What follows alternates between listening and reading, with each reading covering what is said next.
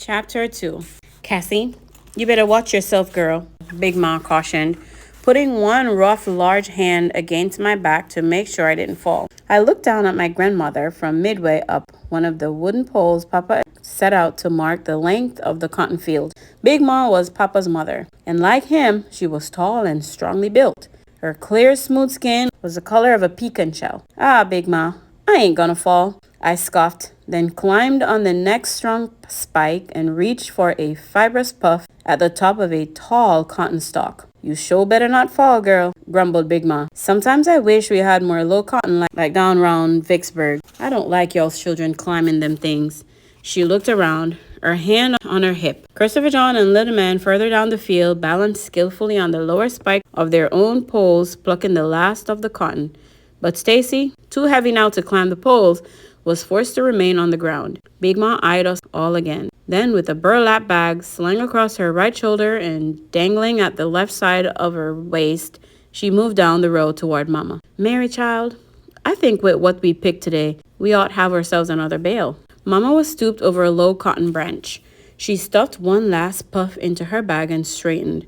She was tawny-colored, thin, and sinewy, with delicate features in a strong-jawed face, and though almost as tall as Big Ma, she seemed somewhat dwarfed beside her. I expect you're right, Mama, she said. Come Monday, we'd better haul it up to the Granger place and have it ginned. Then we can. Cassie, what's the matter? I didn't answer Mama. I had moved to the very top of my pole and could now see above the field to the road where two figures, one much taller than the other, were walking briskly. As the men rounded a curve in the road, they became more distinct. There was in the easy, fluid gait of the shorter man a familiarity that made me gasp. I squinted, shadowing my eyes from the sun, then slipped like lightning down the pole. Cassie, it's Papa! David? Mama questioned unbelievingly as Christopher John and Little Man descended eagerly and dashed after Stacy and me toward the barbed wire fence. Don't y'all go through that fence? Big Ma called after us, but we pretended not to hear. We held the second and third rows of the prickly wire wide for each other to climb through. Then all four of us sped down the road toward Papa. When Papa saw us, he began running swiftly, easily like the wind. Little Man, the first to reach him, was swept lightly upward in Papa's strong arms as Christopher John, Stacy, and I crowded around. Papa, what you doing home? Asked Little Man. Putting Little Man down, Papa said, just had to come home and see about my babies. He hugged and kissed each of us and stood back. Just look at y'all, he said proudly. Ain't y'all something? Couldn't hardly call your babies no more, he turned. Mr. Morrison, what you think about these children of mine? In our excitement, we had taken no notice of the other man standing quietly at the side of the road. But now, gazing upward at the most formidable-looking being we had ever encountered, we huddled closer to Papa. The man was a human tree in height, towering high above Papa's 6 feet 2 inches. The long trunk of his massive body bulged with muscles, and his skin of the deepest ebony was partially scarred upon his face and neck, as if by fire. Deep lifelines were cut into his face, and his hair was splotched with gray, but his eyes were clear and penetrating. I glanced at the boys, and it was obvious to me that they were wondering the same thing as I. Where had such a being come from? Children, said Papa, meet Mr. L.T. Morrison. Each of us whispered a faint hello to the giant. Then the 6 of us started up the road toward home. Before we reached the house, Mama and Big Mom met us.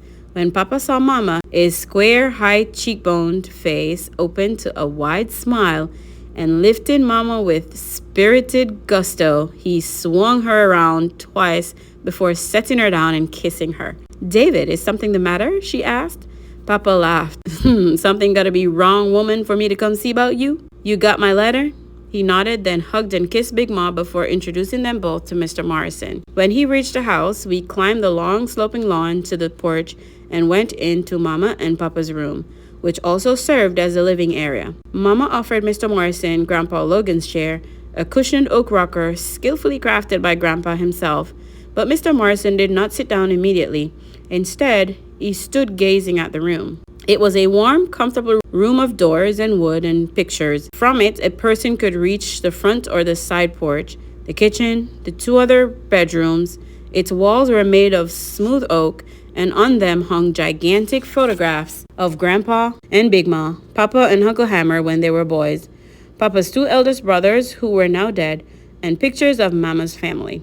The furniture, a mixture of Logan crafted walnut and oak, included a walnut bed whose ornate headboard rose halfway up the wall toward the high ceiling, a grand chiffonier with a floor-length mirror, a large roll-top desk which had once been Grandpa's but now belonged to Mama, and the 4 oak chairs, 2 of them rockers, which Grandpa had made for Big Ma as a wedding present. Mr. Morrison nodded when he had taken it all in, as if he approved, then sat across from Papa in front of the unlit fireplace. The boys and I pulled up straight back chairs near Papa as Big Ma asked, "How long you gonna be home, son?" Papa looked across at her. "Till Sunday evening," he said quietly. "Sunday?" Mama exclaimed.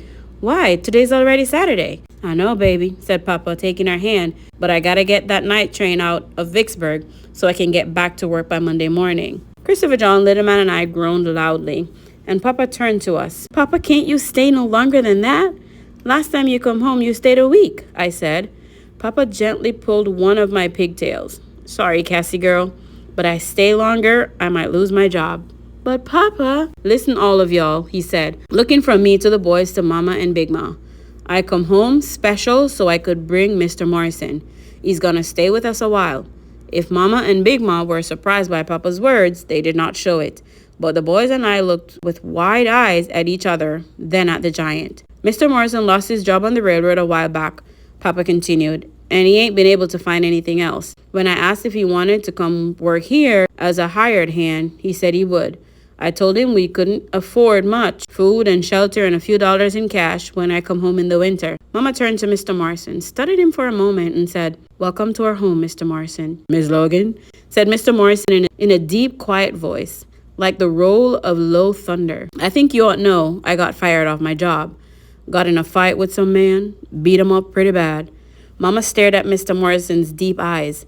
"Whose fault was it?" Mr. Morrison stared back. "I'd say theirs." "Did the other men get fired?" "No, ma'am," answered Mr. Morrison. "They was white." Mama nodded and stood. "Thank you for telling me, Mr. Morrison. You're lucky no worse happened, and we're glad to have you here, especially now." Then she turned and went into the kitchen with Big Ma to prepare supper, leaving the boys and me to wonder about her last words. "Stacy, what you think?" I asked as we milked the cows in the evening. "How come Papa home and brung Mr. Morrison?" Stacy shrugged like he said, "I guess." I thought on that moment, Papa ain't never brung nobody here before. Stacy did not reply.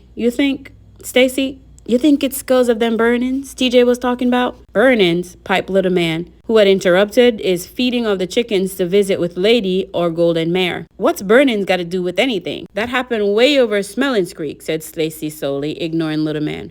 Papa got no need to think. His voice trailed off, and he stopped milking. Think what?" I asked. "Nothing," he muttered, turning back to the cows. "Don't worry about it." I glared at him. "I ain't worrying. I just want to know, that's all. I bet you anything Mr. Morrison come here to do more'n work. Sure wish I knew for sure." Stacy made no reply, but Christopher John, his pudgy hands filled with dried corn for the chickens, and his lower lip quivering, said, I know what I wish.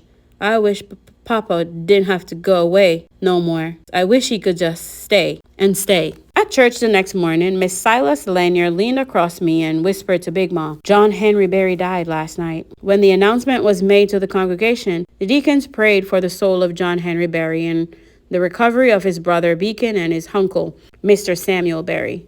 But after church, when some of the members stopped by the house to visit, angry, hopeless words were spoken. "The way I hears it," said Mr. Lanier, "they been after John Henry ever since he come back from war and settled on his daddy's place up by Smellings Creek. Had a nice little place up there too and was doing pretty well. Left a wife and 6 children." Big Ma shook her head, just in the wrong place at the wrong time. The boys and I sat at our study table pretending not to listen, but listening still. "Henrietta Toggins," said Mr. Lanier. "You know, Clara Davis's sister that live up there in Strawberry? Well, she's kin to the Berries, and she was with John Henry and Beacon when the trouble got started. They was gonna drop her off at home. You know, John Henry had him one of them old Model T pickups, but they needed some gas, so they stopped by that filling station up there in Strawberry. They was waiting there for the gas when some white men come messing with them. Been drinking, you know. And Henrietta heard him say, that's the nigger Sally Ann said was flirting with her. And when she heard that, she said to John Henry, let's get on out of here. He wanted to wait for the gas, but she had made him and Beacon get in that car. And them men just watched them drove off and didn't mess with them right then. John Henry, he took her on home, then headed back for his own place. But evidently, them men caught up with him and Beacon again and starts ramming the back of their car. Least that's what Beacon and John Henry told my aunt and uncle when they seed him. John Henry knowed he was running out of gas and was afraid he couldn't make it to his own place, so he stopped at his uncle's. But them men dragged him and Beacon out of that house, and when old Barry tried to stop him, they lit him afire with them boys. It's show a shame, all right, said TJ's father, a frail, sickly man with a hacking cough. These folks getting so bad in here. Heard they all lynched a boy a few days ago at Croston. And ain't a thing gonna be done about it, said Mr. Lanier. That's what's so terrible. When Henrietta went to the sheriff and told him what she'd seen, he called her a liar and sent her on home. Now I hear tells that some of them men that done it been round bragging about it, saying they'd do it again if some other uppity nigger get out of line. Mrs. Avery tisk. Lord have mercy. Papa sat very quietly with the Laniers and the Averys talked, studying them with serious eyes. Finally, he took the pipe from his mouth and made a statement that seemed to the boys and me to be totally disconnected with the conversation. In this family, we don't shop at the Wallace store. The room became silent. The boys and I stared at the adults, wondering why. The Laniers and Averys looked uneasily about them. And when the silence was broken, the subject had changed to the sermon of the day. After the Laniers and Avery had left, Papa called to us. Your mama tells me that a lot of older children been going up to that Wallace store after school to dance and buy their bootleg liquor and smoke cigarettes. Now, she said she's already told y'all this, but I'm gonna tell y'all again, so listen good. We don't want y'all going to that place. Children going there are gonna get themselves in a whole lot of trouble one day. There's drinking up there, and I don't like it. And I don't like them Wallaces either. If I ever find out y'all been up there for any reason, I'm gonna wear y'all out. Y'all hear me? Yes, sir, Papa, piped Christopher John readily. I ain't never going up there. The rest of us agreed. Papa always meant what he said, and he swung a mean switch.